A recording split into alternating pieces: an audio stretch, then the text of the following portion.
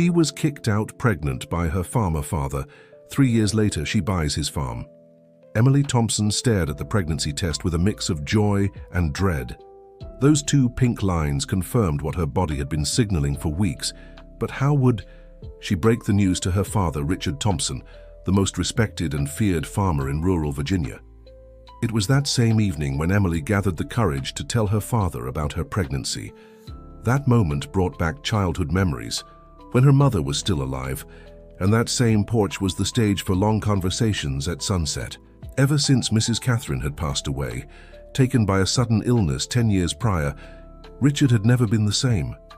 The cheerful, affectionate man had given way to a stern, closed-off farmer who hid his grief behind a mask of authority.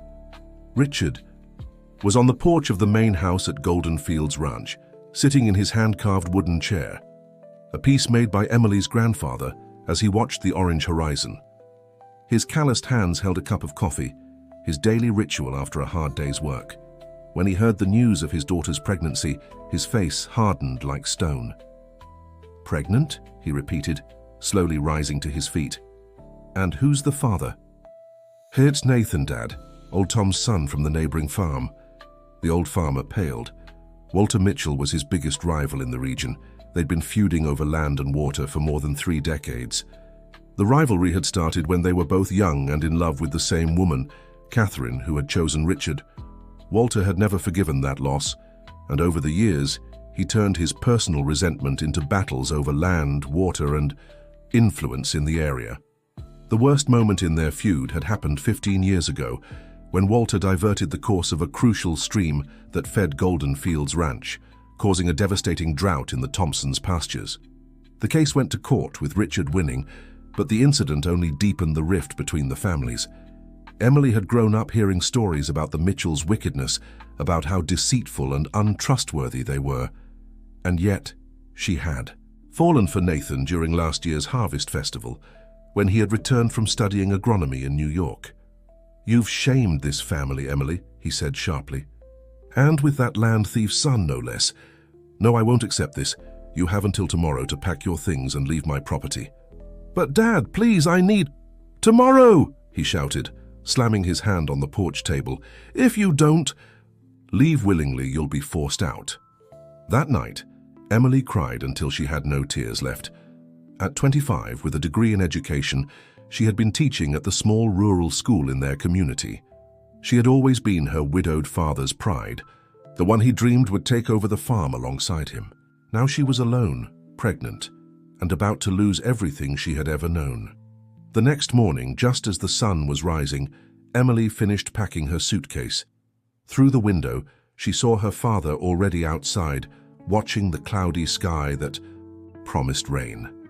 Swallowing her tears, she walked through the living room where she'd grown up, passing the family portraits on the wall. "I'm leaving, Dad," she said, stopping at the kitchen door. Richard didn't even turn to look at her. His eyes stayed fixed on the horizon, as if his daughter no longer existed. "The bus to town leaves at 7 on the highway," was all he said, his voice as cold as the wind beginning to blow. Emily adjusted the bag on her shoulder and lightly touched her still flat stomach. She felt strangely calm now, as if a new strength had awakened inside her. "One day you'll regret this, Dad, and I'll be back." Walking down the dirt road that cut through the property, Emily didn't look back. She didn't see Richard storm into the house, grab her portrait off the wall in a fit of rage and pain, and throw it into the dresser drawer. She also didn't see him watching her through the window, his eyes brimming with tears that soon hardened again. The rain began to fall as Emily reached the highway. The bus driver, old Tom, looked at her curiously when he saw her alone by the roadside with a suitcase. "Good morning, Miss Emily. Heading to town?" "Yes, old Tom, and I don't know when I'll be back." During the 2-hour trip to Greenfield, the small town in the region, Emily tried to gather her thoughts while watching the familiar landscape slowly transform. The lush pastures of Golden Fields Ranch gave way to other properties, some thriving, others ravaged by the drought plaguing the area. The sky, once heavy with clouds, now showed patches of blue, as if even the weather couldn't decide what the future held. The old bus rattled along the dirt road, and every bump seemed to push Emily further away from everything she knew. Among the passengers, she recognized familiar faces: Mr. John from the general store, Mrs. Martha from the pharmacy, some students from the rural school where she taught. They all greeted her with polite smiles, unaware they were witnessing the forced departure of the daughter of the respected Richard Thompson.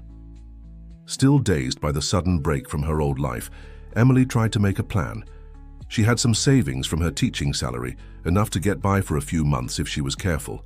The first step would be to find Nathan, tell him about the pregnancy, and together plan their future. Despite her father's reaction, she still believed in the love she shared with Nathan, in the promises they'd whispered under the moonlight during their secret meetings at the border of the ranches. But when she reached town, another surprise awaited Emily. At the diner near the bus station, she ran into Sarah, her childhood friend who worked at the pharmacy. "Emily, what are you doing here at this hour? Did something happen?" "Sarah, have you seen Nathan around? I really need to talk to him." Her friend hesitated, pity flashing across her face. "You didn't hear? Nathan left yesterday for New York. His father got him an internship at a big agricultural company. They say he'll be gone for quite a while." Emily felt the ground vanish beneath her feet. Nathan had left without saying goodbye, without a word. Did he already know about the pregnancy? Had he deliberately run away? "Are you okay?" Sarah asked, gripping her arm. "You look pale." "I'm pregnant, Sarah," Emily confessed, the words coming out in a whisper. "And Nathan is the father." Her friend's eyes widened. "My God, Emily, does your father know?" "He does." "That's why I'm here. He kicked me out." Sarah pulled her into a tight hug, guiding her to a table. "You're staying at my place until you get settled," she said firmly. "I won't leave you alone at a time like this." Dear listener, if you're enjoying the story, don't forget to like and especially subscribe to the channel. It helps us newcomers a lot. Now, continuing. In the weeks that followed, Emily tried tirelessly to reach Nathan. Every unanswered call, every ignored message, every email left unread opened a small wound in her heart. At night, lying on the makeshift bed in Sarah's guest room, she replayed every moment with Nathan in her mind. Their hidden meetings by the creek dividing the ranches, the promises whispered under the stars, their plans for a future together, far from their family's rivalry. Maybe he didn't get my messages, she thought, searching for explanations that wouldn't hurt her even more. Maybe his father is keeping him from contacting me. After 2 weeks of fruitless attempts, Emily decided to risk a visit to Sunrise Farms, the Mitchell family's property. Too afraid to show up at the main house, where she would certainly be unwelcome by Walter, she waited near the back gate, where she knew Mrs. Betty, the housekeeper who had worked for the family for decades, usually hung the laundry. The gray-haired woman nearly dropped her basket of clothes when she saw Emily. "Child, what are you doing here? If the boss sees you—" "I need to talk to Nathan, Mrs. Betty." "It's urgent," Emily pleaded, her eyes brimming with tears.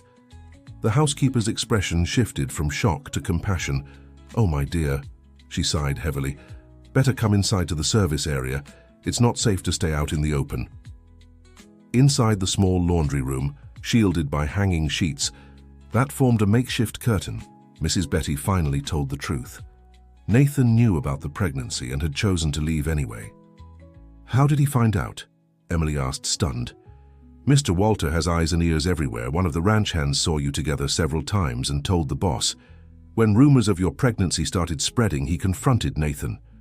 The housekeeper hesitated, as if carefully choosing her next words. At first, Nathan denied it, said it was just malicious gossip. But then, her voice faltered, his father called Mr. Walter. He was furious, saying his son had dishonored you. That's when Nathan confessed. "He told his father he wasn't ready to be a dad, child," the woman explained sorrowfully, and Mr. Walter supported the decision, said it was for the best. That night, alone in the guest room at Sarah's house, Emily faced reality. She was completely on her own. She would be a single mother, disowned, with no support from the baby's father.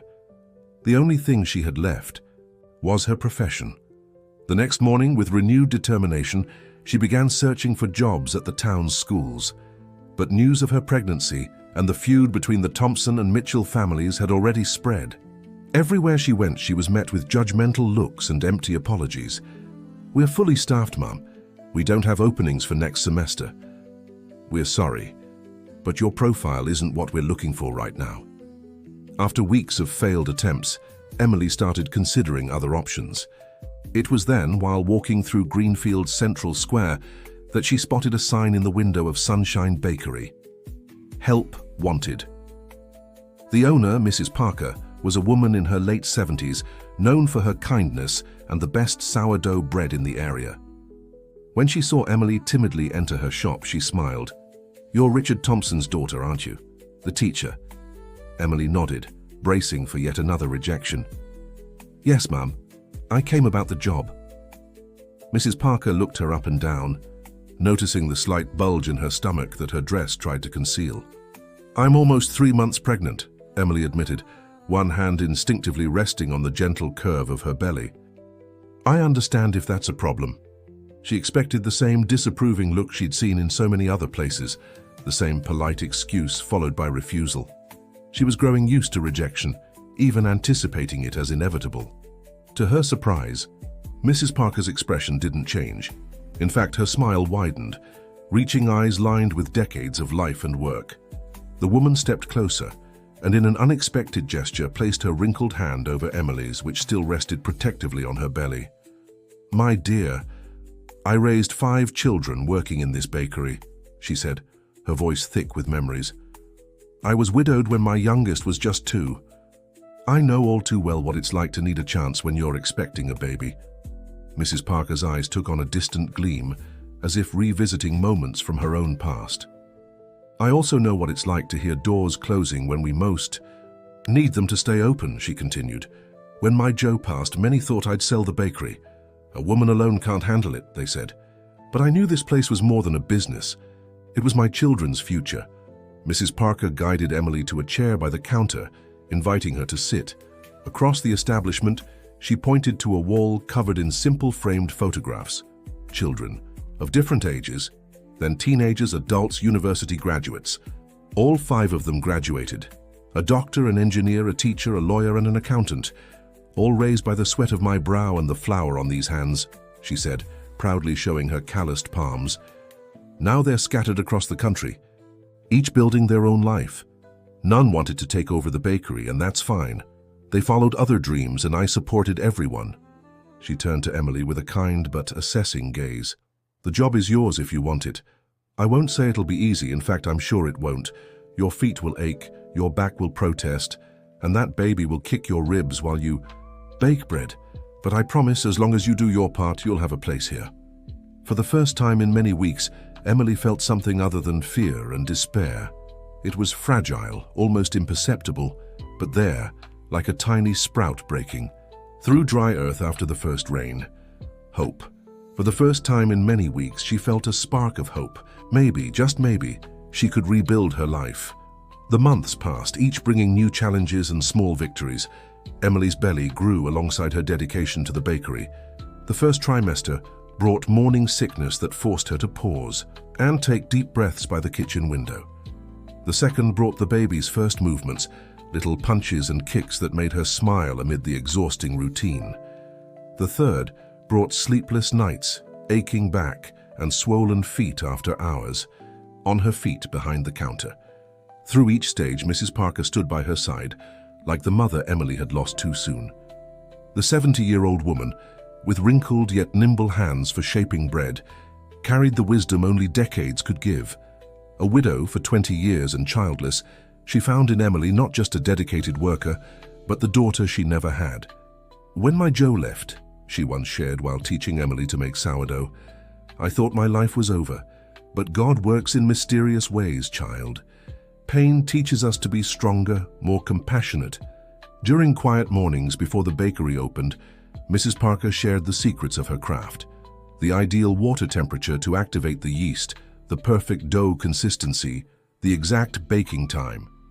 She taught her about breads, cakes, and the subtle art of customer service, knowing when to offer a kind word or respect the silence of someone who just wanted a hot coffee in peace. Emily, in turn, brought youthful energy and an open mind to innovation. She organized the bakery's messy bookkeeping into clear spreadsheets, designed printed menus with tempting descriptions, and set up a pre-order system for holidays. Her background in education helped her explain changes in ways Mrs. Parker could understand and embrace. "Never thought this internet thing would be good for selling bread," Mrs. Parker marveled when Emily created a social media page for the bakery, posting photos of steaming fresh loaves straight from the oven. With her modest salary and some tips, after 3 months, Emily managed to move out of Sarah's place and rent a small room in the back of a house on Blossom Street. The space was minimal: a single bed, an old wardrobe, a small table with a chair and a compact bathroom. But it represented her independence, her ability to stand on her own even in the most adverse circumstances. At night, exhausted from her work routine, she carefully arranged the few baby clothes she had managed to buy on sale or received from kind bakery customers. Each tiny piece was folded with care and stored in a shoebox decorated with colorful paper. Every penny saved went into an empty chocolate milk tin, now repurposed as a piggy bank meant for the baby on the way. When she reached 6 months of pregnancy, Mrs. Parker insisted she get an ultrasound. "We need to make sure the baby is all right, dear. Don't skimp on this." Dr. Roberts's small office, the only obstetrician in town, was simple but welcoming. With slightly outdated equipment but gentle hands and a calm voice, he performed the exam, which revealed everything was fine. And more. "It's a little girl, Emily," the doctor announced with a smile. That night, Emily cried, not from sadness but from a deep emotion she couldn't name. A mix of joy, fear, hope, and loneliness. Stroking her round belly, she made a decision. "You'll be named Lily," she whispered to the little life growing inside her. "Like a new dawn in my life, like the first light after the darkest night." When she reached 6 months of pregnancy, she received an unexpected call. It was Madison, her 18-year-old younger sister. "Em, is that you?" asked the shaky voice on the other end. "Madison, how did you get my number? Does Dad know you're talking to me?" "I got it secretly from Sarah." "Em, things here aren't good at all. Since you left, Dad's unrecognizable. He drinks every night, yells at the workers, neglects the ranch." Emily felt a tightness in her chest. Despite everything, she loved her father. "What do you mean? The ranch was always his life." "Not anymore. He sold almost half the land to Walter Mitchell. People are saying you ran off with a married man from New York. He's ruining your reputation, Em. And worst of all, the drought is punishing what's left of the ranch. If this continues, we'll lose everything." That conversation left Emily unsettled for days. Her father was destroying not only his own life, but the family legacy built over generations, and on top of it, tarnishing her name. "I don't know what to do, Mrs. Parker," she vented while they prepared the dough for the next morning's bread. "Part of me wants to go back and confront him. Another part never wants to see him again." The wise woman smiled, squeezing her shoulder affectionately. "Pride, my dear, has destroyed more families than anything else in this world. Your father is suffering just as much as you, he just doesn't know how to show it.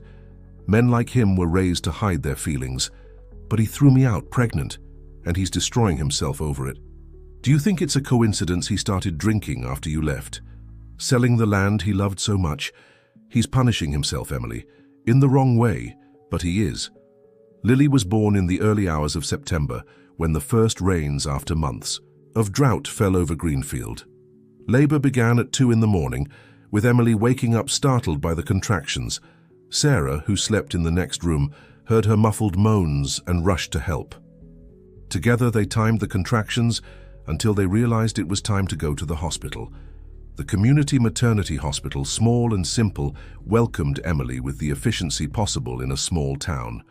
Nurse Judith, who had delivered half the town's babies, immediately recognized Richard Thompson's daughter. "Everything will be fine, dear," the experienced professional assured, guiding Emily to the delivery room. The hours that followed were a dance between pain and hope. The birth proved difficult. Lily was in a posterior position, causing more intense and prolonged contractions. At times, amid exhaustion and pain, Emily wished for her mother's presence, or even her father's. Someone from her family to hold her hand to tell her everything would be all right. It was Sarah who filled that role, staying by her side despite restricted visiting hours, thanks to Nurse Judith's intervention, who recognized Emily's need for family support. "I can't do this," Emily sobbed after hours of labor. "Yes, you can," Sarah encouraged, wiping the sweat from her forehead. "You're the strongest person I know, Em. You always have been." As the sun began to rise on the horizon, heralding a new day, Lily's strong cry finally echoed through the delivery room. The tiny newborn with dark, damp hair was placed on Emily's heaving chest. "Hello, my love," whispered the new mother, tears streaming down her face. "Welcome to the world." The hours that followed were filled with discoveries. Emily studied every detail of her daughter. The tiny, perfect fingers, the small nose, the nearly invisible eyebrows. She had her mother's almond-shaped eyes, and to Emily's surprise, the strong Thompson chin. It was impossible not to see her father in that little face, a physical reminder of the family that had rejected her. "You have a family now, Lily," she murmured softly as the baby slept in her arms. "It might not be the family I dreamed for you, but I'll make sure you never lack love." Mrs. Parker was the first to visit Emily at the maternity hospital, arriving early even before visiting hours. Known and respected in town, no one dared to stop her. She brought a simple but beautiful bouquet of wildflowers, a package of hand-sewn cloth diapers, and a determined expression Emily knew well. "Good heavens, what a beautiful little thing," the older woman exclaimed upon seeing Lily, who slept peacefully in the bassinet beside Emily's bed. "May I hold her?" With Emily's permission, the elderly woman cradled the newborn with the skill of someone who had rocked many babies before.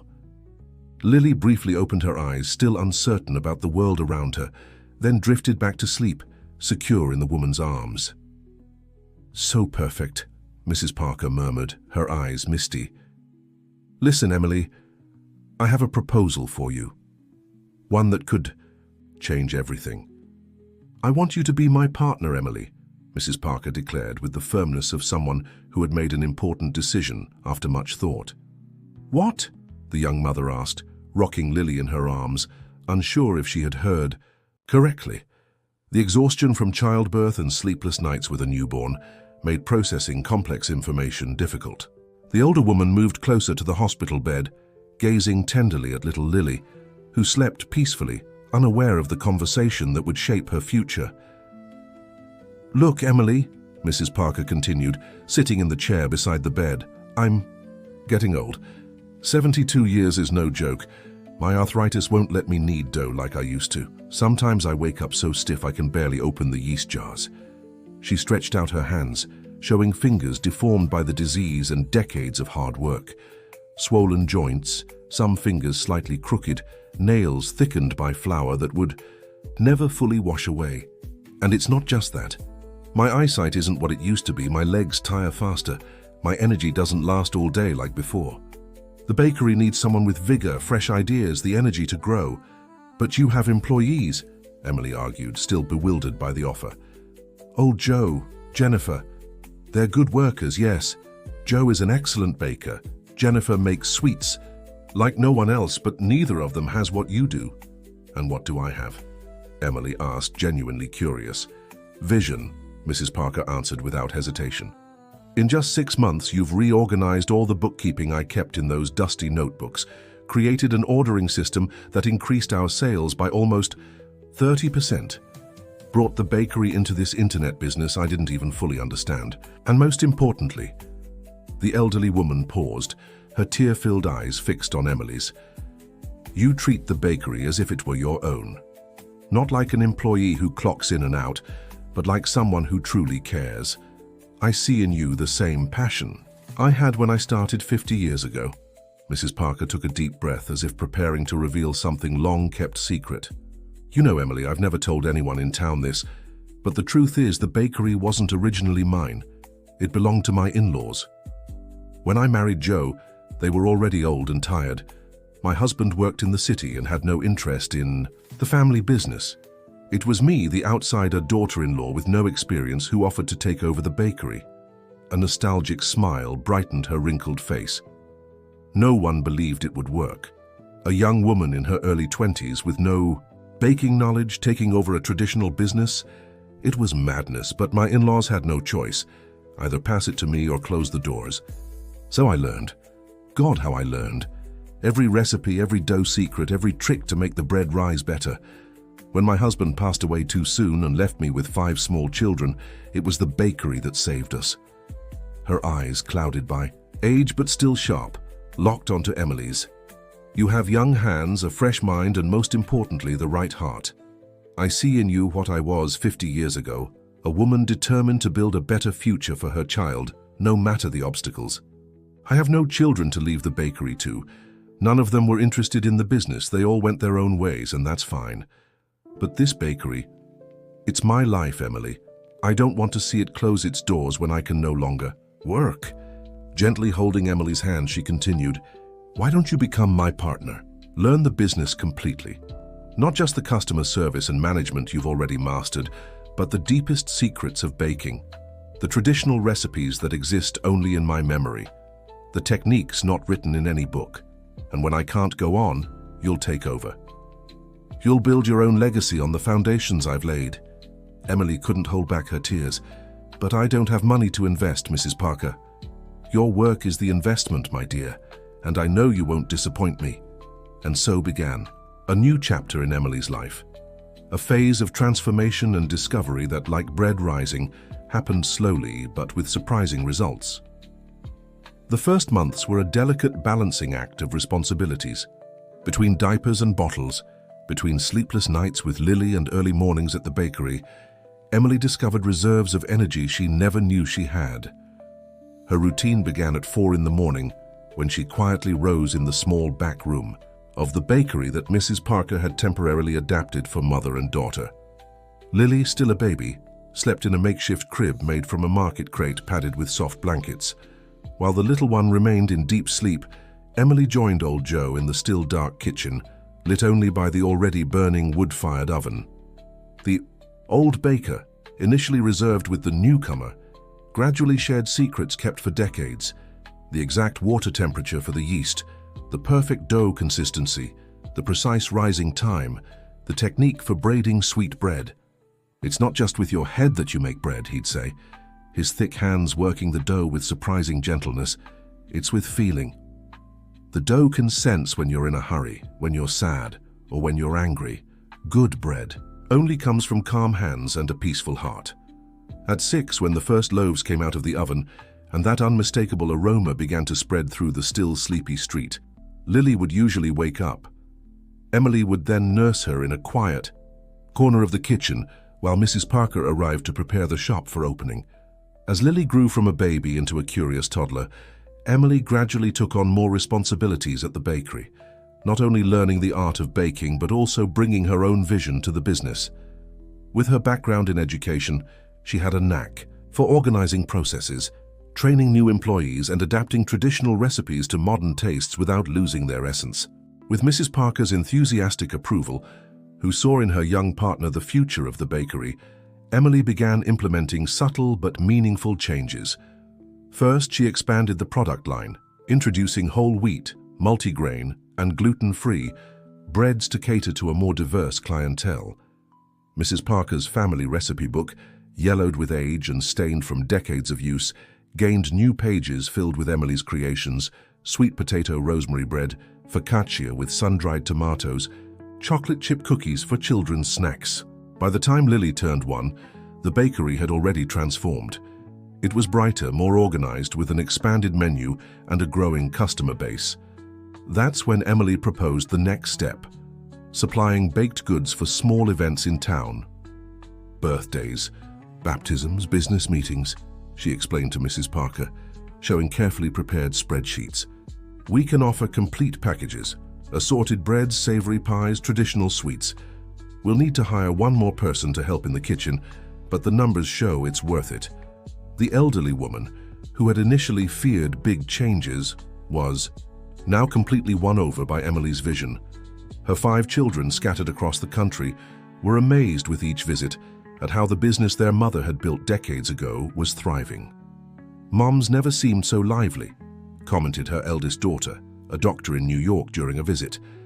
"This partnership has been the best thing to happen to her in years." With the success of the event catering service came the next natural step: opening a small cafe next to the bakery. A cozy space with just 6 little tables where customers could enjoy freshly brewed coffee alongside breads and pastries made on site. Emily turned an unused corner of the shop into a charming and inviting area.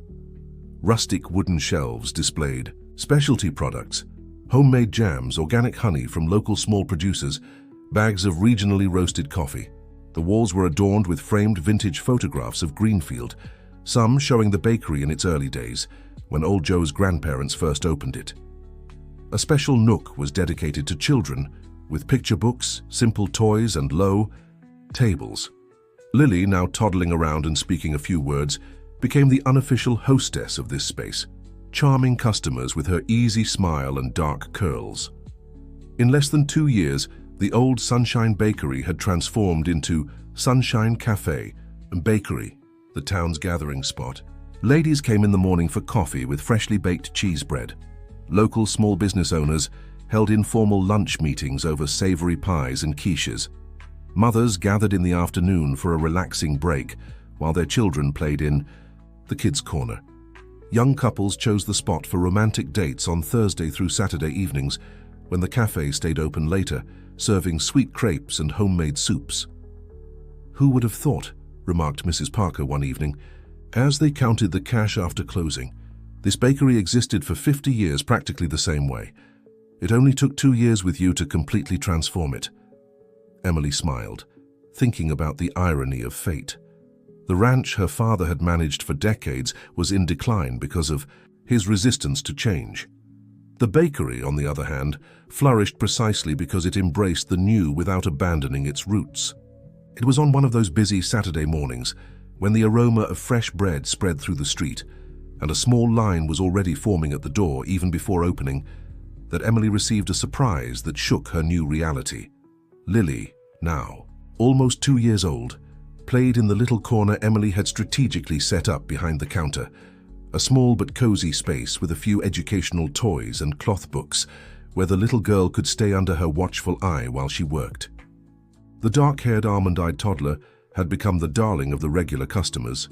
Her easy smile and still muddled words charmed the elderly folks who came for coffee every morning, the mothers buying bread for their children's snacks, and the workers stopping by for a quick coffee before heading to their jobs.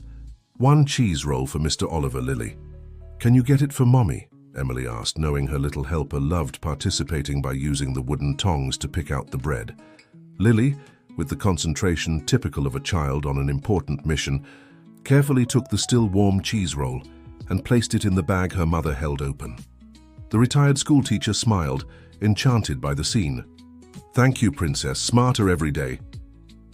It was at that moment, as Emily handed the customer his change and Lily proudly accepted the praise, that the bakery door opened once more. The jingle of the bell announced another customer, but the sudden silence of those present alerted Emily that this wasn't an ordinary patron. Nathan, the father of her child, walked into the bakery. He was no longer the confident, well-dressed young man who had won her heart 3 years earlier with talks of sustainable farming and dreams of modernizing his father's ranch. He was thinner, almost gaunt, with deep dark circles forming purple shadows under his red-rimmed eyes. His simple clothes, a faded plaid shirt and worn jeans, contrasted sharply with the brand-name shirts and pressed pants he used to wear. His hair, once precisely trimmed, was now long and unkempt. For a moment, time seemed to freeze. The customers, who knew the story, or at least fragments of it, distorted by small-town rumors, watched the scene with poorly concealed curiosity. Mrs. Parker, who had been dusting sugar over a fresh batch of twists, stopped with the sifter suspended in mid-air. Lily, oblivious to the drama unfolding, kept stacking empty paper bags, building an improvised tower in her play corner. Emily and Nathan's eyes met for the first time in nearly 3 years. She saw shame, regret, and something that looked like desperation in those brown eyes that had once made her dream. He saw strength, determination, and a defensive coldness that hadn't existed in the dreamy young woman he'd once known. Nathan nearly recoiled from the intensity of the moment, taking a small step back as if considering fleeing again. His hands trembled slightly as he steadied himself against the doorframe. "Emily," he murmured, stepping toward the counter. "Can I talk to you?" Dear listener, if you're enjoying the story, don't forget to like and especially subscribe to the channel. It helps us a lot as we're just starting out. Now continuing, the bakery was full and every eye turned toward them. The story of his abandonment was well known in the small town. "I'm working now," she replied dryly. "If you want, come back at the end of the day." To her surprise, he did return. He waited patiently until closing time, sitting on the bench in the square across the street. "What do you want, Nathan?" asked Emily, already locking the bakery door. Lily was with Mrs. Parker in the back, playing. "To meet my daughter," he said, his voice choked, "and to ask for your forgiveness." Emily felt her blood boil. "Forgiveness? You left me pregnant. You didn't even answer my messages. And now, almost 2 years later, you show up wanting to meet Lily." Nathan lowered his head. "I was a coward, I know. When I found out about the pregnancy, I panicked. My father said your family would destroy us, that your dad would never accept me taking responsibility for the child. He said it was best for me to leave, to start over far away." "And you obeyed, like a good little boy," Emily mocked. "Yes, and I've regretted it every day. The internship in New York was a failure. I drank, got involved with the wrong crowd, lost opportunities. Now I'm back because I have nowhere else to go. My father disowned me when he found out I wanted to. Return to take responsibility." Emily studied him for a moment. There was sincerity in Nathan's broken voice, but also desperation. He wasn't just there for his daughter. "You need money," she stated, not as a question. Nathan flushed deeply. "Yes, that too. I'm jobless, homeless. My father turned his back on me, just like yours did to you." For a moment, Emily saw herself in him, the same pain, the same abandonment, but she hadn't succumbed. "You can see Lily tomorrow for half an hour. And as for the job, we need someone to make deliveries. The pay isn't much, but it's enough to rent a room." Nathan's eyes filled with tears. "Thank you, Emily. I won't let you down again." Nathan's return to Emily's life was a gradual and cautious process, marked by slow progress and necessary setbacks. The wound of abandonment, still fresh in Emily's heart, wouldn't heal overnight. The distrust built over years of resentment wouldn't dissolve with simple apologies. In the first few weeks, Nathan strictly fulfilled his role as a deliveryman. He arrived early, carried boxes, drove the small van carefully, and returned with organized receipts. His interaction with Lily was minimal and always supervised. Brief meetings at the end of the workday, limited to 15 minutes, always in the presence of Emily or Mrs. Parker. "Can I give this to her?" he asked timidly. During one of these meetings, showing a small wooden horse he had carved in his free time, Emily examined the toy, checking for sharp edges or toxic paint. Satisfied with its safety, she nodded silently. Lily, 2 years old and full of curiosity, accepted the gift with shining eyes. She didn't know who this man was, but she loved the little horse that now galloped imaginarily across the bakery counter. As months passed, the visits grew longer, 30 minutes, then an hour. Nathan began picking Lily up from the community daycare when Emily had to keep the bakery open later. He took her for ice cream in the square, always returning punctually at the agreed time. "Did she eat everything? Was she any trouble?" Emily would ask, checking on her daughter. "She was perfect," he'd reply, restrained pride in his voice. "She told me about her new teacher, about the little friend who shares snacks with her." Little by little, as he proved his reliability, Nathan earned a place not just in Lily's routine, but also in the business. Mrs. Parker, initially reluctant to accept the man who had abandoned Emily when she was pregnant, began noticing his dedication. "That boy has a knack for the business," she remarked one afternoon as they counted the register. "He organized the delivery route, saved on fuel, even managed to get new clients at that new condominium." Emily nodded, silently acknowledging that Nathan had become a valuable employee. But she still kept her emotional distance, protecting herself from the possibility of being abandoned again. The other employees at the bakery, Old Joe, the early-rising 60-year-old baker, Jennifer, the skilled pastry chef, and the young weekend attendants, also gradually accepted Nathan. From whispered comments and suspicious glances, they moved to chatting during breaks and even inviting him to Sunday soccer games. "I heard you studied agronomy," Old Joe remarked one morning as Nathan helped him unload sacks of flour. "I have a small piece of land I inherited from my father, but nothing seems to grow there. Would it be too much to ask for some advice?"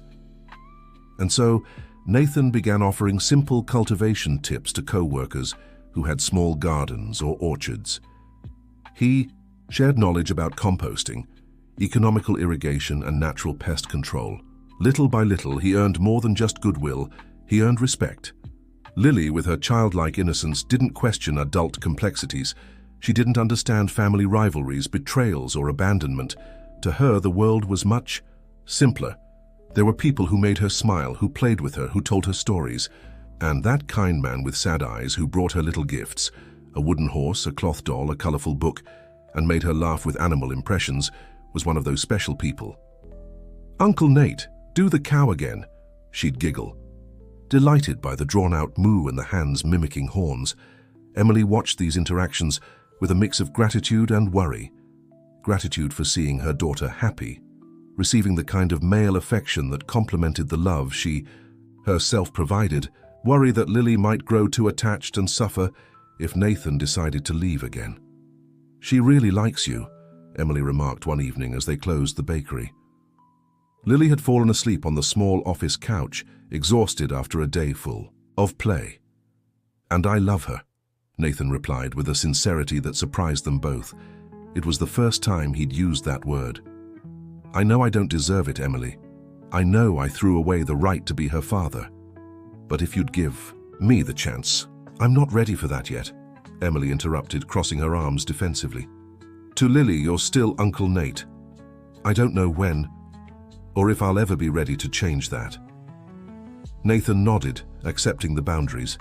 He had learned in those months of redemption the virtue of patience. It was during this time that the bakery received an offer that would change everything. A large country resort was opening in the area and needed an exclusive supplier of bread and pastries. The manager, Henry Fields, had tried their products while passing through town. "Your bakery has exactly what we're looking for," Henry explained to Emily and Mrs. Parker. "Handcrafted products, impeccable quality, and that homemade taste our guests will love." The contract would mean a huge leap for the business. They'd need to hire more staff, buy new equipment, maybe even move to a bigger space. "It's quite an opportunity," Mrs. Parker said, "but also a risk. We'd have to invest a lot." Emily grew thoughtful. They had savings, but not enough for all the necessary expansion. A loan would be risky. "I need some time to think," she told Henry. "Can we give you an answer next week?" The manager agreed, and before leaving, he dropped a comment that seemed casual. "By the way, I heard Golden Fields Ranch is up for sale. Part of it, at least. Richard Thompson's having financial trouble, it seems." Those words struck Emily like lightning. Her family ranch, the place where she grew up, for sale? How had her father come to this point? That night, after her usual bedtime routine with Lily, the warm bubble bath with scented foam, the story told with different voices for each character, the lullaby whispered as the little girl fought sleep. Emily sat on the small balcony of the apartment she now rented, above the bakery. The modest space, earned through hard work, offered a view of Greenfield's central square, where the yellow glow of streetlights illuminated couples in love, old men playing checkers, and children running late on their way home. Holding a cup of chamomile tea, she tried to gather her thoughts. The possibility of buying back part of the ranch where she'd grown up stirred emotions she thought she'd moved past. The resentment over rejection, the longing for the fields where she'd run as a child, the fear of facing her father again, the hope of giving Lily the freedom only a ranch could provide. After much hesitation, she picked up the phone and dialed the number she'd never forgotten, despite everything. 3 rings, 4, 5. Just as she was about to hang up, she heard her sister's familiar voice. "Hello?" "Madison, it's Emily." A surprised silence followed, then a muffled exclamation. "Oh my God, Em, is it really you?" Madison's voice sounded more mature than Emily remembered, though it still carried the cheerful lilt that had always defined her. "Hold on, let me step outside. I don't want Dad to hear." Emily listened to the sound of footsteps, a door closing, the wind rustling against the receiver. "Okay, now I can talk. How are you? How's my niece? I have so much to tell you, Em." For a few minutes the sisters caught up. Madison, now 21, talked about the veterinary school she attended in the neighboring town, her new boyfriend, and the small changes in their community.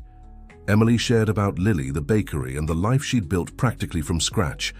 When the conversation finally turned to more serious matters, Emily took a deep breath and asked, "Madison, is it true Dad's selling the ranch?" A tired sigh came through the line. She could almost picture her sister rubbing her forehead, as she always did when worried. "Not just selling, Em. He's already sold half to Walter Mitchell, and now he's auctioning off the rest. There's too much debt. The drought these past years wiped out the cattle, and he didn't manage well. Besides," she hesitated, "he's not in good health." "What do you mean? What's wrong?" "His heart. He had an attack a few months ago. Nothing too serious, but the doctor said he needs to take it easy, reduce stress. But you know how stubborn he is. Still works like he's 30. Emily hung up with a heavy heart. Despite everything, she couldn't ignore her father's suffering. Golden Fields Ranch was more than just land. It was the Thompson family legacy, the place where generations had lived and worked. The next morning over breakfast, she told Mrs. Parker everything. "I'm thinking of bidding at the auction," she confessed, "using our savings to try and buy at least part of the ranch." The older woman looked at her with concern. "What about the investment for the hotel contract?" "Maybe we can do both. If we get the bank loan, we'll split the amount. Part for the bakery expansion, part for the auction." "It's risky, Emily, very risky." "I know, but something tells me I have to do this. Not for my father, but for Lily. It's her heritage, the land our family has had for generations." In the weeks that followed, Emily immersed herself in research and consultations, rediscovering a part of herself she'd kept buried. The curious girl who'd always been top of her class, who devoured books on every subject, who questioned and sought answers. Now this natural curiosity was channeled toward a concrete and emotionally charged goal: reclaiming her family's land. Her mornings at the bakery continued as usual, serving customers, baking bread, calculating costs, but her afternoons and evenings were dedicated to understanding the intricacies of the rural real estate market. She visited the office of Dr. Morrison, the only lawyer in Greenfield specializing in agricultural law, carrying a sleeping Lily in her arms. The professional, who had known her father in better times, offered valuable guidance about the auction process and the legal implications of the purchase. "Rural property auctions are different from other types of auctions, Emily," he explained, adjusting his old-fashioned glasses. "There are specific requirements for participants, more complex documentation, and issues related to water rights, easements, and legal reserves that must be considered." Armed with a notepad that quickly filled with technical terms and procedures, Emily also began frequenting the local bank. The manager, Clark, initially skeptical about the young businesswoman's financial capacity, changed his stance when she presented the bakery's organized financial statements, proving the business's growing profitability. "We need to carefully assess the feasibility of the loan," he mused, reviewing the numbers. "You're aware that the property you intend to acquire, according to market information, is in poor condition due to drought and mismanagement, correct?" "I'm fully aware, Mr. Clark," Emily replied firmly. "And that's exactly why I know I can restore it. I know that land like the back of my hand. I grew up watching my grandfather and father manage it. I know where the best soils are, the most reliable springs, the areas that respond best to certain crops." Her nights were dedicated to studying the local rural real estate market. Sitting at the kitchen table in her small apartment, with Lily already asleep in the next room, Emily analyzed listings for similar properties, spoke online with specialized agents, compared prices per acre, and assessed the impact of prolonged drought on land values. She discovered that properties with guaranteed water access, like Golden Fields Ranch with its reservoir and springs, were worth significantly more in the current market. One afternoon, while organizing documents for another bank meeting, she received an unexpected visitor at the bakery. Samuel Rivers, the retired notary of the town, entered discreetly and asked to speak in private. "Your father doesn't know." "I'm here, Emily," the elderly man said after ensuring they were alone in the small back office. "But I thought you should know certain details before the auction." He explained that he had handled all the land transfer records for the Thompson family since the time of Emily's grandfather. He knew every inch of the property on paper and was aware of details even Richard didn't fully grasp. "There's a 30-acre area at the far north of the ranch that your grandfather Jonathan registered exclusively in your grandmother Lily's name," he revealed, pulling yellowed copies of documents from his worn leather briefcase. "When she passed, that specific parcel was divided among her heirs, your father and your Aunt Barbara, who lives in Chicago. Your father bought his sister's share years later, but he never fully updated the documentation. That information was precious. It meant part of the ranch had a different legal status from the rest and could potentially be excluded from the auction or negotiated separately." "Why are you telling me this, Mr. Rivers?" Emily asked, intrigued by the unexpected revelation. The old notary smiled sadly. "Your grandmother Lily was very kind to my family when no one else would help us during the Great Flood of '68. Some favors are never forgotten, child. Besides," he added, standing up with some difficulty, "I never agreed with how your father treated you. You have every right to fight for what's yours by right." The auction was scheduled for 2 months later, just enough time to organize everything, gather the necessary paperwork, finalize the business plan to justify the loan, and, most importantly, prepare emotionally to face not just her father, but the entire community that had witnessed her forced departure years earlier. Everything now depended on the bank's final approval, which was reviewing the loan request with the strictness typical of small-town financial institutions. One Wednesday afternoon, Nathan approached her as they were closing the bakery. "Emily, I heard about your plans for the auction. I want to help." She raised her eyebrows skeptically. "How could you help?" "I have information. My father, Walter, plans to bid on the rest of your father's ranch. He already has everything prepared, including the maximum amount he's willing to offer." Emily felt a chill. If Walter Mitchell already owned half the ranch and bought the other half, Golden Fields would cease to exist as she knew it. It would be swallowed up by the Mitchell property. "How do you know this?" "I overheard him talking to his lawyer yesterday when I went to drop off an order at his house. They didn't see me." Nathan hesitated. "Emily, I know I don't deserve your trust, but in this matter I'm on your side. I don't agree with what my father is doing." That information was invaluable. Knowing her rival's maximum bid meant Emily could plan her strategy better. "Thank you, Nathan. That helps a lot. There's one more thing," he added. "If you manage to buy the ranch, I'd like to work there. I know farming and livestock well. I could help restore productivity." Emily studied him for a moment. Nathan seemed sincere in his desire for redemption. Over the past few months, he'd proven reliable at work and kind to Lily. "Let's take it one step at a time. First, I need to win the auction." The big day arrived sooner than Emily expected. The auction would take place in the Greenfield Chamber of Commerce Hall. When she arrived, accompanied by her lawyer, she felt every eye on her. Many there knew her as the disinherited daughter of Richard Thompson, the teacher who now sold bread. Walter Mitchell was there, imposing in his expensive suit surrounded by aides.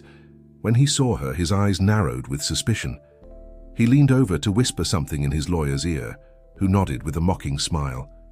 The auctioneer began the proceedings, describing the property, 150 acres of Golden Fields Ranch, including the main house, stables, and a small dam. The starting bid was significant, but within what Emily had planned. Walter was the first to bid, offering exactly the starting amount. Emily raised her paddle, increasing it by 10%. A few other interested parties also placed bids, but soon dropped out as the numbers climbed. Soon only Emily and Walter Mitchell remained. The tension in the room grew with each bid. Emily's heart raced, but she kept her face impassive. When the amount neared the limit Nathan had mentioned, Walter hesitated for the first time. $280,000, the auctioneer announced after Emily's last bid. Any higher offers? Walter Mitchell glared at her with barely contained anger. It was well above what he'd planned to offer. "Ladies and gentlemen," he said, standing, "before we continue, I think everyone should know who this young woman is who's trying to claim the property." A murmur spread through the hall. "This is Emily Thompson, daughter of Richard, who ran away from home 3 years ago, pregnant, by a married man. She abandoned her father when he needed her most, and now returns like a vulture to take what's left of the ranch. Is this the kind of person we want to do business with in this community?" Dear listener, if you're enjoying the story, don't forget to like and especially subscribe to the channel. It helps us a lot as we're just starting out. Now continuing. The silence that followed was deafening, like the vacuum after an explosion. The whispers that had filled the room moments before ceased completely, replaced by a palpable tension. Faces turned toward Emily, some with morbid curiosity, others with poorly disguised pity, and only a few with indignation at the unnecessary cruelty. Emily felt her face burn, a heat that started at her neck and rose to her cheeks, a toxic mix of shame and outrage. Her hands trembled, slightly under the table, but she kept them steady on the documents. In a split second, she relived every humiliating moment of the last 3 years. The judgmental stares, the whispered comments as she passed by, the job opportunities that slipped away. For a moment, she was once again the frightened young woman who had left in the rain, carrying only a suitcase and a baby in her womb. But then something crystallized inside her, a deep certainty, a strength that came not just from herself but from Lily, from every battle she had fought, from every loaf of bread her hands had kneaded to provide for her daughter. She was about to stand and respond when another voice, firm and full of authority, cut through the oppressive silence. "You're mistaken, Mr. Mitchell." The voice came from the back of the room where Mrs. Parker had been sitting quietly in a corner, almost unnoticed among the businessmen and ranchers. Despite her 70 years and fragile appearance, the elderly woman rose with the dignity of a queen. Her simple yet impeccably pressed dress and the neat bun in her gray hair gave her an aura of respectability no one dared question. "Emily Thompson is my partner at Sunshine Bakery. She's an honest, hard-working and dedicated woman. She never ran off with any man. She was thrown out by her own father when he discovered she was pregnant.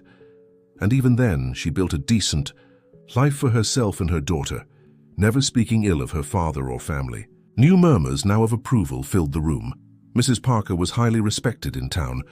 "If she's here today," the older woman continued, "it's not as a vulture but to preserve her family's legacy. Something you, it seems, have been trying to destroy for years." Walter Mitchell turned red with anger. "That's outrageous. I'm just a businessman, nothing more." The auctioneer, visibly uncomfortable, tried to regain control. "Ladies and gentlemen, this is an auction. Let's stick to the bids. We have an offer of $280,000. Does anyone bid higher?" Walter Mitchell glanced once more at Emily, then at his lawyer, who shook his head. He had reached his limit. "No, I'm out," he said abruptly, sitting back down. "Then, with a bid of $280,000, I declare the property sold to Ms. Emily Thompson." The sound of the auctioneer's gavel echoed through the hall. Emily could hardly believe it. She had done it. Golden Fields Ranch, or at least part of it, was back in her family's hands. The news of the purchase spread quickly through Greenfield. As she signed the final documents, Emily received messages of support from several acquaintances, including her sister, Madison. "Dad already knows. He didn't say anything, but I could tell he was shaken." "When are you coming?" It was the question Emily had been avoiding asking herself. When would she be ready to face her father again, to step foot on the land she loved so much, the land she'd been cast out from? The answer came sooner than she expected. The following morning, as she was organizing papers at the bakery, she received an unexpected visitor. It was Frank, the ranch foreman who had worked for the Thompsons for over 30 years. "Mrs. Emily," he said, removing his hat as a sign of respect, "your father asked me to deliver this." It was a plain envelope with nothing written on it. Inside, a single key, the key to the main house on the ranch. He said he's moving to the caretaker's cottage near the corral. The big house is yours now.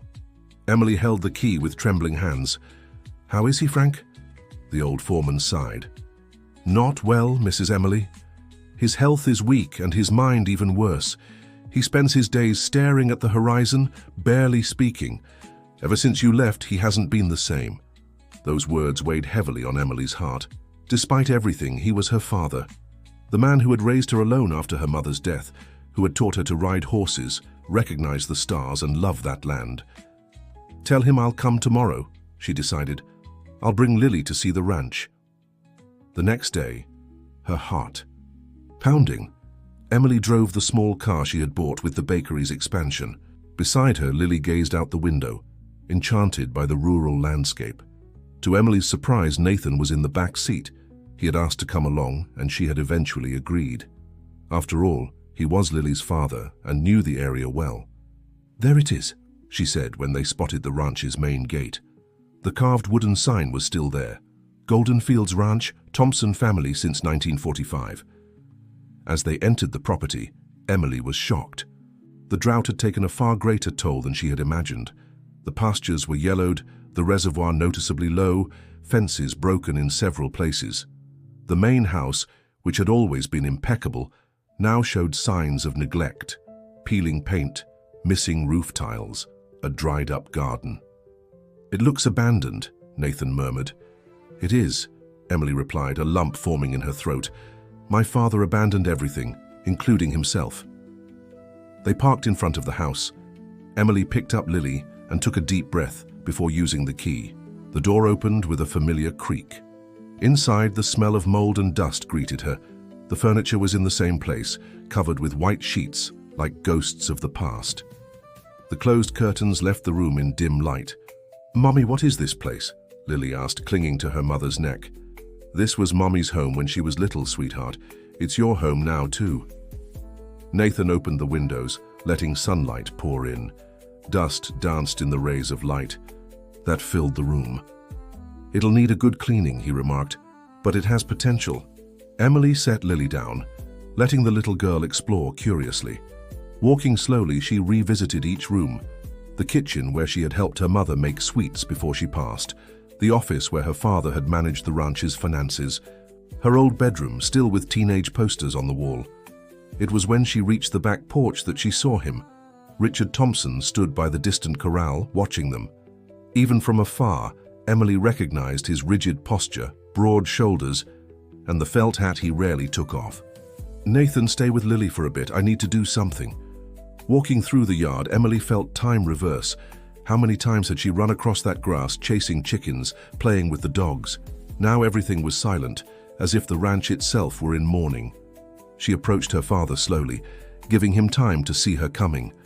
Richard remained still, like a stone statue. Dad, she called, stopping a few feet away. He turned slowly. Emily stifled a gasp. In just 3 years, her father had aged decades. His once tanned face was now pale and lined with deep wrinkles. His eyes, once lively and commanding, seemed dull and lost.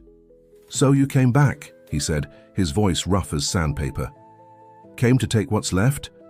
I came to save what's left, corrected Emily, standing her ground. This ranch is as much mine as it is yours. It's our family's legacy. Family? He laughed humorlessly. You abandoned me. No, Dad. You threw me out, pregnant and alone. A heavy silence fell between them. Richard looked away, staring at the horizon where dark clouds were forming, a promise of rain after so long. Is your daughter here? He finally asked. Yes. Lily. She's almost 3 now. Lily, he repeated as if testing the name. Pretty name.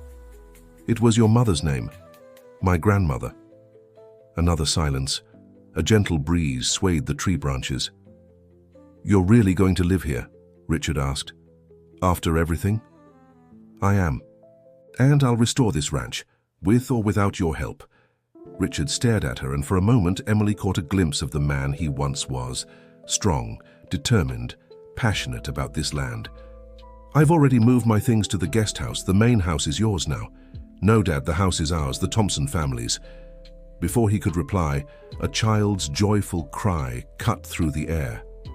Lily had slipped away from Nathan's watch and was running through the yard chasing a butterfly. "Mommy, look how pretty!" the little girl shouted, laughing. Richard stared at the granddaughter he'd never known. Even from a distance, the resemblance was unmistakable. The same almond-shaped eyes as Emily, the same strong Thompson chin. For a moment, something seemed to break inside the old rancher. His shoulders slumped, and a deep sigh escaped his lips. "She looks like you when you were little," he murmured. "Yes, they say she does," Emily agreed, feeling the ice between them begin to thaw. Can I meet her?" The question came out haltingly, as if each word were a heavy stone in his mouth. "Of course, Dad. Lily, come here." The little girl ran over, stopping curiously when she saw the old man. She tilted her head to study him, unafraid. "Are you Grandpa?" she asked bluntly, with the simplicity of children. Richard blinked rapidly, as if struck. Yes, I am. Mommy said you have horses. Can I see them?" A faint smile, perhaps his first in years, touched the old rancher's face. "Yes, we have a few. Not many now, but some. Want me to show you?" "Yes," Lily exclaimed, jumping with excitement. Richard glanced at Emily as if asking permission. She nodded, feeling something warm in her chest, an emotion she hadn't felt in a long time: hope. As she watched her father walk away, Lily's small hand in his, Emily noticed Nathan approaching. "Seems like the ice is melting," he remarked. "Seems so. Children have that power." Nathan hesitated, then asked, "What about us, Emily? Is there a chance for us too?" She studied him for a moment. Over the past months, Nathan had proven himself trustworthy, hard-working, devoted to Lily. Maybe. One day at a time. That afternoon, as Lily marveled at the horses and Richard tentatively embraced his role as a grandfather, the first raindrops began to fall. After so long a drought, the sky finally blessed the land with water. The ranch hands stepped out from their posts, looking up with relieved smiles. Old Tom, the longtime foreman, approached Emily. "It's a good sign, Miss Emily. The rain returned with you," he said, with the simple wisdom of a man who'd spent his whole life observing nature's cycles and connecting them to human events.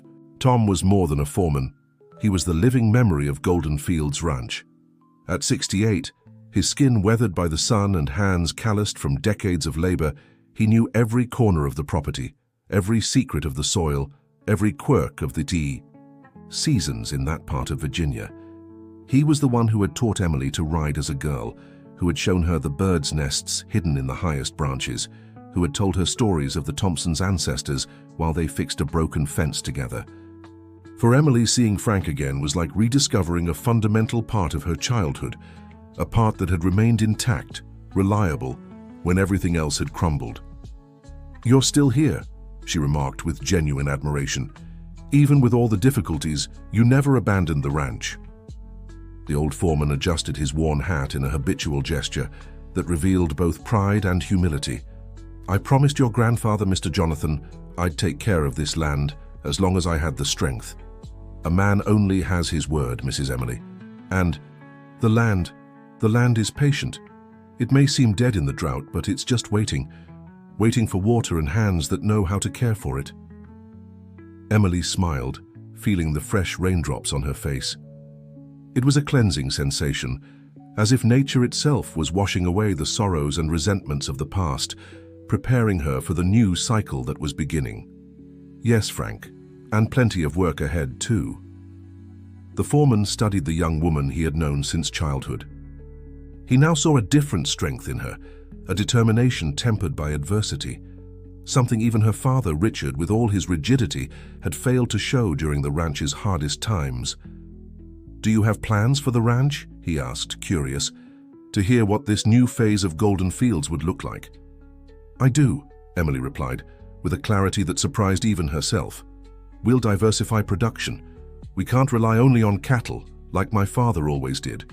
It's too risky, especially with these increasingly frequent droughts." As she spoke, her eyes scanned the property, seeing not just what was there, but what could be. "We'll develop an agroforestry system on that slope," she pointed to area worn by erosion. Combine native trees with cash crops. Down by the dam we can raise fish. We'll invest in organic farming to supply the bakery and other businesses in the area. Raise other animals besides cattle, goats, free-range chickens, bees for honey. Maybe even invest in rural tourism, taking advantage of the region's natural beauty. Frank listened attentively, a faint smile forming beneath his grey mustache. Here was Jonathan Thompson's granddaughter, the visionary who had turned a small plot into one of the most productive ranches in the region decades ago. Your grandfather would be proud, Mrs. Emily. He always said good land isn't the kind that bears just one good fruit, but many different ones. You remember that? She asked, moved by the mention of the grandfather she had barely known, who had passed when she was only 5.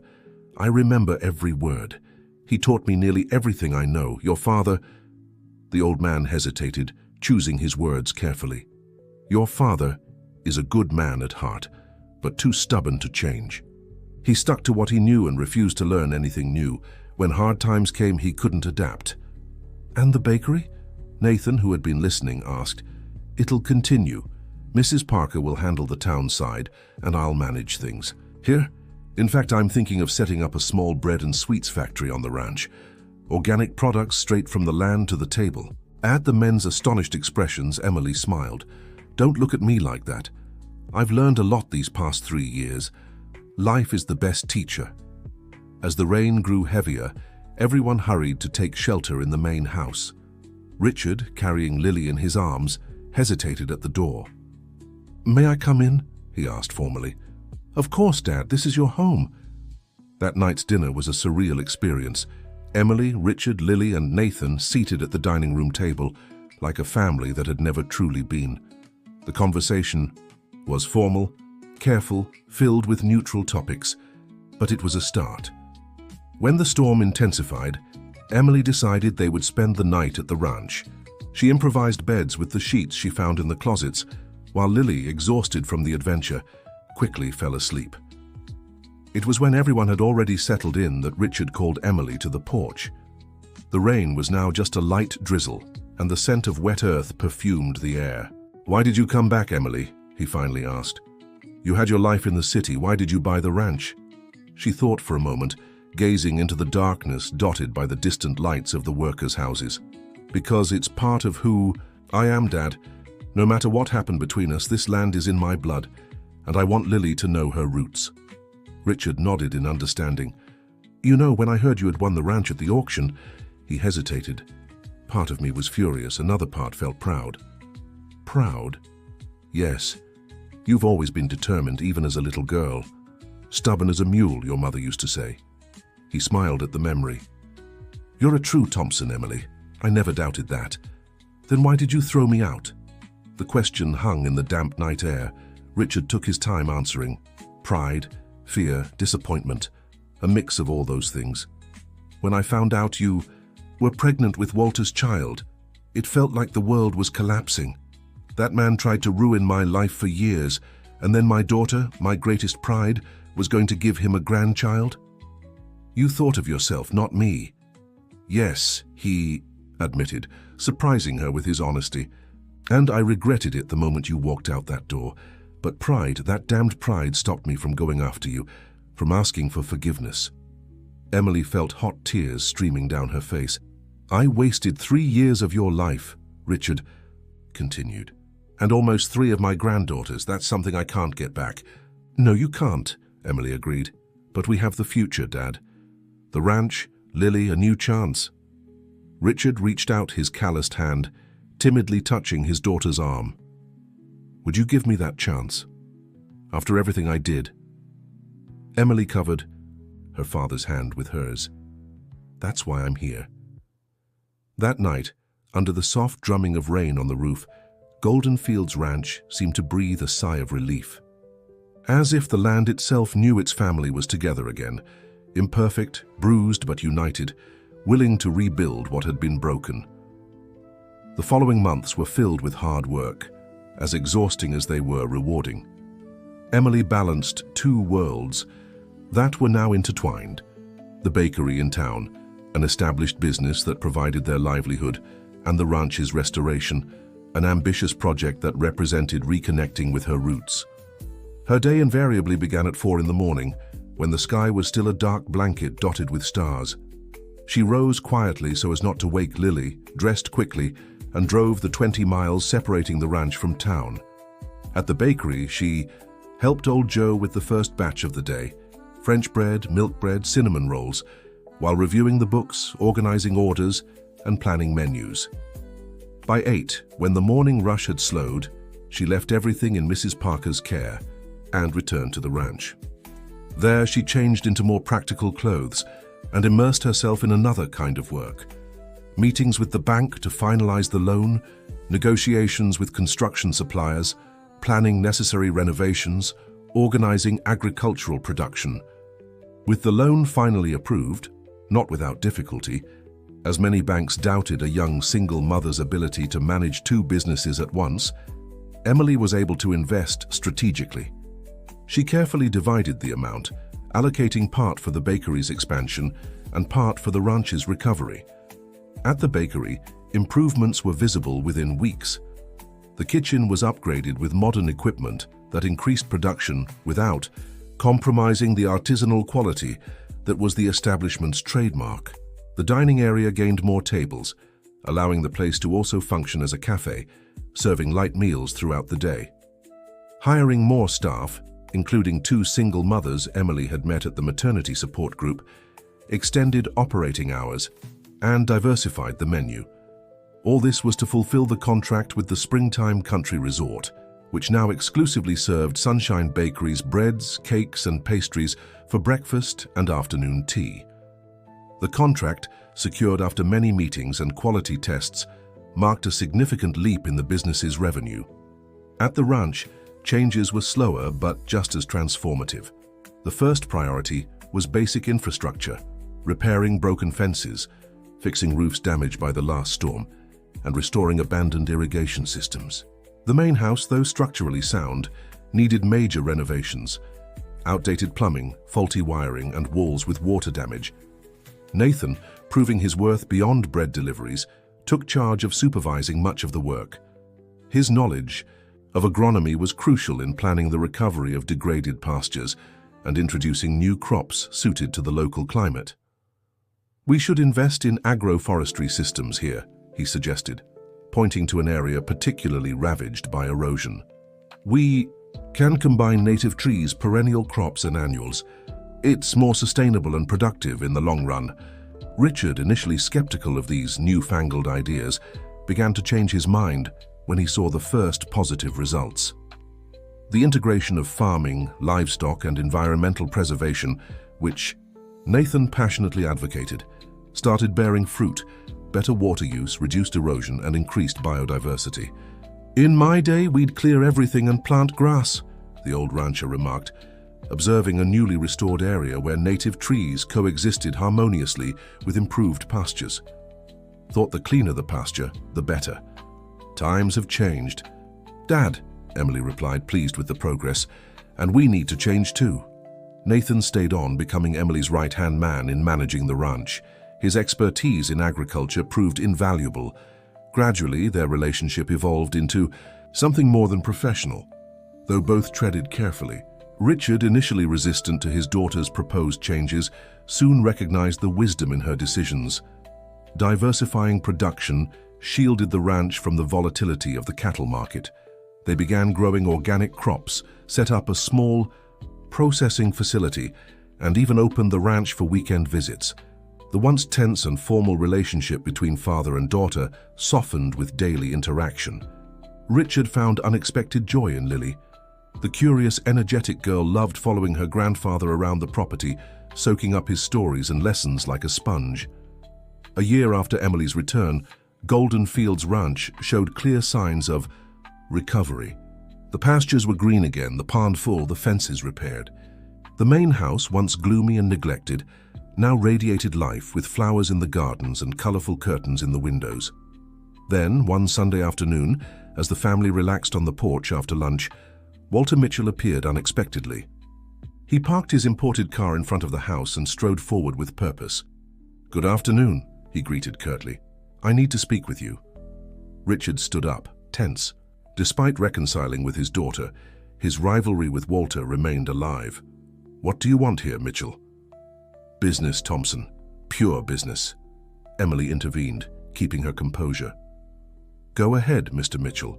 We're listening." The man looked around, observing the visible improvements on the property. "You've done good work here," he admitted reluctantly. "Better than I expected." "We don't need your praise," Richard retorted. "Dad, please," Emily pleaded. "Go on, Mr. Mitchell." The farmer took a deep breath. "I've come to propose a partnership." Seeing the Thompsons' skeptical expressions, he hurried to explain. "You know, I bought the southern part of the ranch years ago, but without access to the reservoir, that land is worth less. I want to propose a trade. I'll return that portion, in exchange for permanent water access." Richard crossed his arms, doubtful. "And why would we do that?"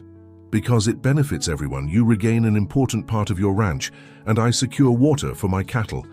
Besides," he hesitated, glancing at Nathan, who had been silently observing, "my son seems determined to be part of this family one way or another. Maybe it's time we end this foolish feud." Emily and Nathan exchanged surprised looks. Over the past months, their relationship had deepened, but they hadn't yet spoken of formalizing anything. That Walter had noticed was unexpected. "We'll need to think about your proposal," Emily replied diplomatically. "It's an important decision." Walter nodded. "Of course, I didn't expect an immediate answer." He turned to leave but paused and added, "Oh, and Richard, that story about your daughter running off with a married man, I was the one who spread it, I apologize." With those words, he left the ranch, leaving behind a stunned silence. "Well," Nathan remarked after a moment, "that was unexpected." "Did you know your father was coming?" Emily asked. "No idea. We've been distant, as you know." Richard, who had remained silent, gazed thoughtfully at the horizon. "I think we should accept," he said finally, surprising everyone. "What?" Emily couldn't hide her shock. "Dad, you've been enemies for decades." The old rancher smiled sadly. "And what has that brought us but bitterness?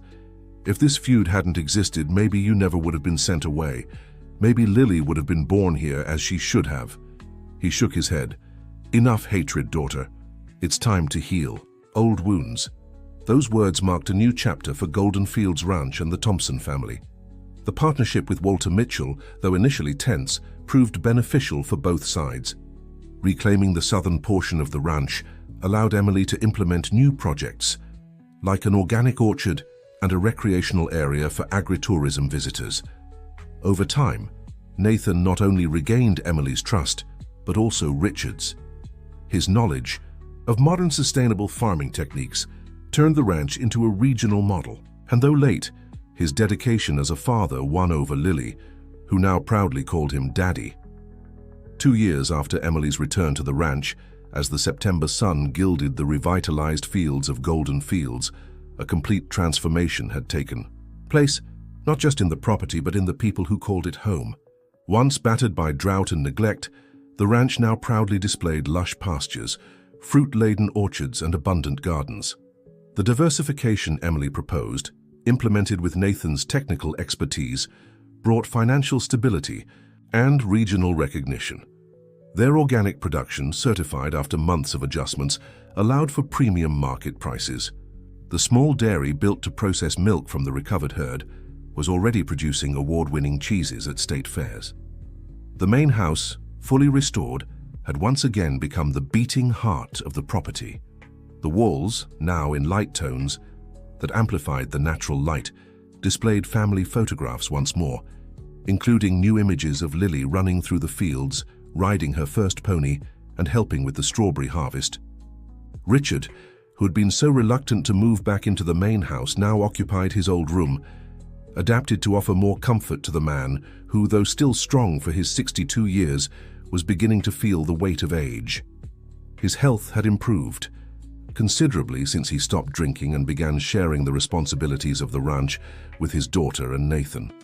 His relationship with Lily, now a chatty 5-year-old who affectionately called him Grandpa Guto, had brought new light. to his eyes once dulled by bitterness. It was on a golden spring afternoon, when the orchard's mango trees displayed their first blossoms after being replanted, that a small celebration was held beneath their still young but promising branches. The space had been carefully prepared. Strips of white fabric hung from the branches, forming a natural canopy. Simple wooden chairs decorated with wildflowers formed a semicircle facing an arch covered with jasmine, grown by Mrs. Parker especially for the occasion.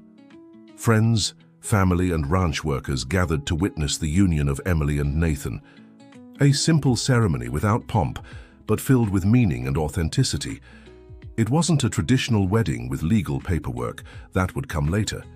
Instead, it was a celebration of commitment before the community that had welcomed and supported them during their journey of rebuilding. Lily, dressed in a simple white dress adorned with colorful ribbons, carried a small basket of rose petals, scattering them along the path with excessive enthusiasm, drawing smiles from the guests. Madison, now a certified veterinarian working on the ranch, accompanied her niece as the maid of honor, making sure not a single flower was left unthrown. In the front row, Mrs. Parker watched everything with tear-filled eyes. At 72, she had become not just a business mentor to Emily, but a true grandmother to Lily and an advisor to the entire family. Her fragile health no longer allowed her to work daily at the bakery, now managed by a team she and Emily had personally trained. But her entrepreneurial spirit and wisdom still guided the important decisions. Richard walked his daughter down the petal-strewn path. Lily, now almost 5, led the way, scattering more flowers. And to everyone's surprise, Walter Mitchell was there, sitting quietly among the guests. "I never thought I'd live to see this," remarked Mrs. Parker, who had become a sort of grandmother to Lily. The Thompson and Mitchell families united by bonds of love, not hatred. After the ceremony, as guests celebrated to the sound of folk music, Richard found a moment to speak privately with his daughter. "You did it, Emily," he said, his voice thick with emotion. "You accomplished what I never could. You turned this ranch into something more than just a piece of land. You made it a home, a future." Emily smiled, moved. "We did it together, Dad, the whole family. When you told me that night 3 years ago that I'd regret kicking you out someday, you were right. But you were also right when you came back. This land was always big enough for all our dreams." At that moment, looking at the thriving ranch reborn from the ashes of discord, Emily felt a fullness she had never imagined possible during her darkest days. She remembered the night she had left, alone and pregnant in the relentless rain. The bitter tears shed in the borrowed room at Sarah's house, the terror of realizing she had been completely abandoned by the man she loved and the father who had once been her hero. She recalled the first months at the bakery, when her delicate hands, once accustomed only to holding books and chalk, formed painful blisters as she learned to knead dough. The sleepless nights, worrying about bills, the uncertain future, the health of the baby growing inside her. She thought of Lily's birth, the moment she had experienced both the greatest pain and the deepest joy of her life. The mix of fear and determination she had felt while holding that tiny being, utterly dependent on her strength and courage to survive. She remembered her daughter's first words, first steps, first laughs. The small daily victories earned through effort, a new customer at the bakery, a raise in pay, renting the tiny apartment, the partnership with Mrs. Parker. Every step, no matter how small, had led her to this moment. She looked at Nathan, now, her husband, playing with Lily under the fruit-laden jaboticaba tree. The man who had once abandoned her had returned, not just to her life, but to himself. He had found purpose in late fatherhood and honest work, something he had lost in years of bowing to his authoritarian father's will. His agronomy knowledge, once just a diploma hanging on the wall, now visibly transformed reality, creating productive systems that respected the land and the people who lived off it. She watched her father, Richard Thompson, sitting on the porch of the big house chatting with old Tom, the loyal foreman who had served the family for decades. His face, once permanently set in bitterness, now occasionally softened into quiet smiles. The relationship between father and daughter, though still marked by deep scars, had evolved into a partnership built on mutual respect. Richard had learned, painfully, that excessive rigidity only brings loneliness. Emily had come to understand that forgiveness, more than a gift given to another, is a liberation for oneself. The ranch around them, with its repaired fences, renewed pastures and flourishing new crops, was the physical testament to the inner journey they had all taken. The house, once dark and neglected, had become a home again, a place where painful memories weren't erased, but transformed by the healing power of time and reconciliation. 3 generations of Thompsons now lived on that land. Lily, with her childlike energy and curious eyes, represented the future. Emily and Nathan, with their determination and knowledge, built the present. Richard, with his hard-won experience and wisdom, honored the past. The cycle of life, once broken by pain and pride, flowed naturally once more. Emily realized then that she hadn't completed her journey, because life isn't a straight line with a beginning, middle, and end, but a circle in constant motion. What she had truly achieved wasn't a happy ending, but an honest new beginning. Not revenge against the father who had rejected her, but a deep reconciliation with her rural roots, with her family's history of mistakes and triumphs, and most of all with herself, with the strong, resilient, and compassionate woman she had become through her trials. Golden Fields Ranch once again lived up to its name. For true hope isn't the naive expectation that everything will be perfect, but the mature certainty that even in the darkest moments, there is always the possibility of rebirth. That the most barren land, when tended with persistence and love, will bloom again, and that the most wounded hearts, when open to forgiveness and understanding, can once more hold dreams. The end of the story. And what did you think of this tale of perseverance and forgiveness? Let us know in the comments if you also believe love can rebuild bridges broken by pride. Your like, and most importantly, your subscription to the channel, are essential for us to keep bringing heartwarming stories. Until next time.